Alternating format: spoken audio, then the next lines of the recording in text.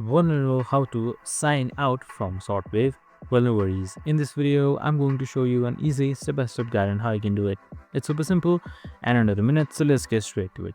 Now, first things first, just simply open up your Shortwave application or the website. Just simply head towards add.shortwave.com and you should be right here. And now once everything is done, you should be under this interface, and signing out of your account is super simple.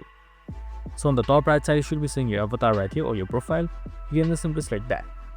And once you select that, here you can see two options with add account and sign out. So since we are signing out of it by default, you can just simply select sign out right here, and you should automatically be signed out of Shortwave.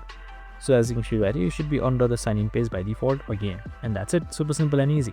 This is how you easily sign out from the Shortwave application or the website. Make sure to like, subscribe, and tune in with us for more of the similar Shortwave videos. Have a good day and see you in the next one.